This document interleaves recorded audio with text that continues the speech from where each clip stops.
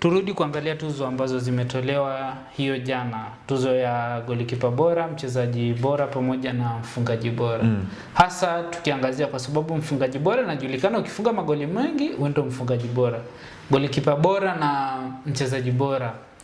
Tuangazie hasa mchezaji bora. Ni kigezo gani kimesababisha mpaka Sadio Mane kuchukua tuzo ya kuwa mchezaji bora wa mashindano?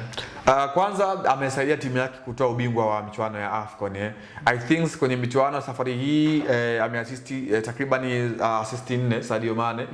Compare jana pia kwenye bao la ushindi naye pia yeye alihusika kwenye lile bao. Tazama kile kisigino ambacho alikipiga kabla ya Idriss Gana Gueye kupiga pasi ambayo ilimfuata Pape Gueye na kuweza kufunga.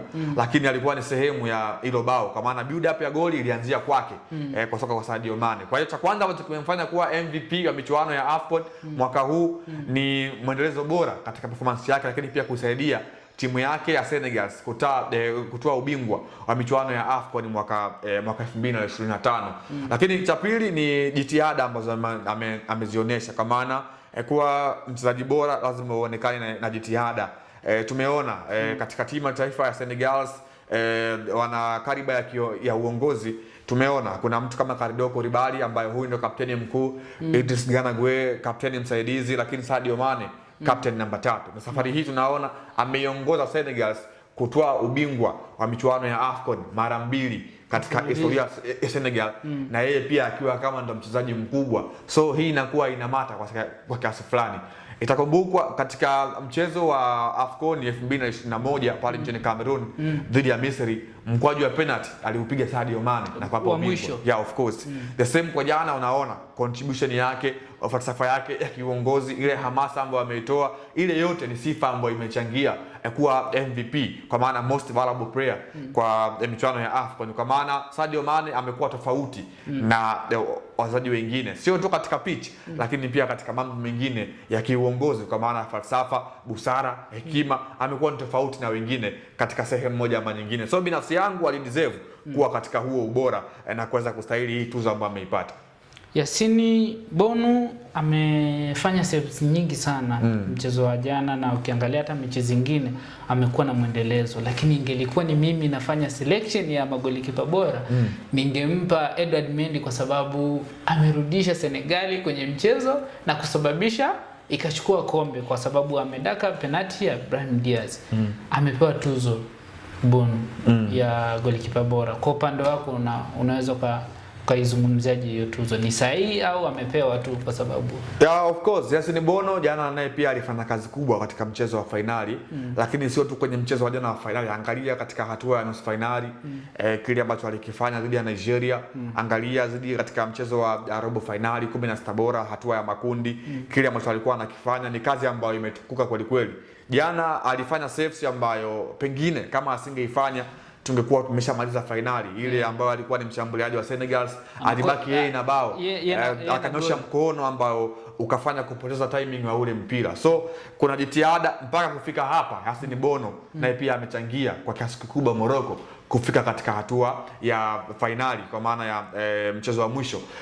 Senegal mpaka kufika hatua ya finali Morocco wameruhusu magoli mawili pekee kwa maana walifungwa mchezo dhidi ya Mali, lakini wakaja kufungwa tena katika mchezo wa jana. Kwa hiyo Tanzania hatukufunga.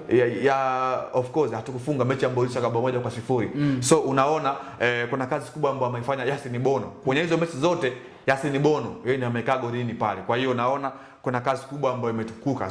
Pia kwa upande pia wa Senegal nao pia ameruhusu bao 2 katika hii michuano, lakini unaona kuna upande ambao Yasini Bono amechangia pakubwa katika kufuzu mpaka hatua ya finali. Kwa hiyo binafsi yangu Yasini Bono alistahili kuwa golikipa wa michuano kutokana na kile ambacho amekifanya, hasa jana saves ambazo amezifanya, mchezo wa nyuma saves ambazo amezifanya. Lakini Edouard Mendy naye pia jana alikuwa na mchezo bora, lakini yote kwa yote kafu ameamua na tunaheshimu kile ambacho amekifanya.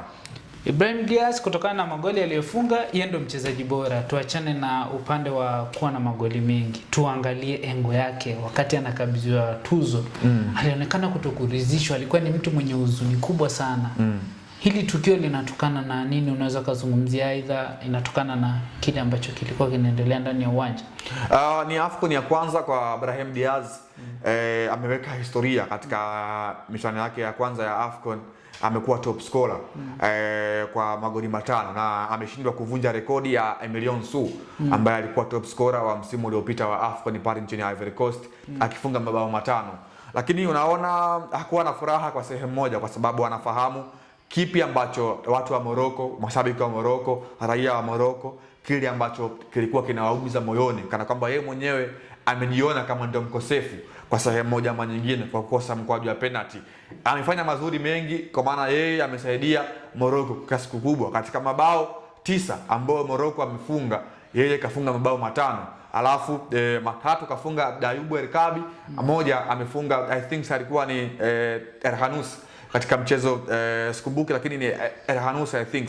Kwa hiyo unaona amejikuta amekosea katika mechi kubwa, mechi ambayo watu wengi walikuwa wanamtazamia yeye kama mwongozaji katika safu ya shambulia awe bora kwa kiasi fulani. Lakini by the way ni kitu kizuri kwake, ameanza mashindano ya AFCON akiwa na mguu mzuri, kwa maana mashindano yake ya kwanza ya AFCON goli 5 sio kitu kibaya, ni kitu kizuri compared, bado ana umri mkubwa. Pengine safari hii amekosa akiwa nyumbani, umri mdogo. Yeah, akiwa ana umri mdogo, so inaweza ikawa ni mwanzo wake mzuri compared. Tunakaa mwaka mmoja, mwakani inshallah katika ardhi ya Afrika Mashariki anarejea Tanzania na Uganda na Kenya, pengine inaweza ikawa ni wakati wake wa kutoa ubingwa, kwa maana watu wanasema wakati wa Mungu ndio wakati sahihi. Kwa hiyo Brahim Diaz mimi nimpe tu pole kwa kile ambacho amekifanya, lakini ndio maana halisi ya professional player, kwa maana kuna muda katika mechi kubwa, matokeo makubwa, lazima watu wengi wao wanakujaji na kukuzungumza kwa ukubwa fulani, kwa maana hizi mechi kubwa zimekuwa zina tension ya aina yake, zimekuwa na matukio ya kusikitisha na ya kuhuzunisha. Kwa mfano, tukio ambalo mpaka hii leo linamfanya Martinez, kwa maana goalkeeper wa Argentina na karabu ya Aston Villa azungumze sana, ni save ambayo aliifanya katika mchezo wa finali wa kombe la dunia. Yeah, of course, ambayo walipiga Landry Koromoani, mshambuliaji wa Tottenham Hotspur kwa wakati huu. Lakini Emiliano Martinez alisave ile saves ambayo Argentina iliwapatia ubingwa wa World Cup mwaka 2022. So Brahim Diaz naye pia pengine anaweza akaingia kwenye hiyo rekodi na kuzungumzwa sana katika miaka ya mbeleni, lakini pia kwa wakati huu kabla ya AFCON ya mwaka 2027. Niwape pole Morocco kwa kuandaa kombe na kunyang'anywa hapo hapo nyumbani. Niwape hongera Senegali kwa kuwa na mwendelezo katika mashindano ya AFCON. Somo moja kwa Watanzania, inaonekana ile Idinado wakati anasukumwa na beki wa Morocco, na sisi tungetoa timu ili mechi isitishwe kidogo, na sisi sasa hivi tungekuwa tunacheza finali. Hichi ndo kipindi cha mwisho kabisa katika kuzungumzia masuala ya AFCON. Tumemaliza hivyo. Nilikuwa na Leopard John na mimi ni Sufu Mpuma. Tukutane wakati mwingine.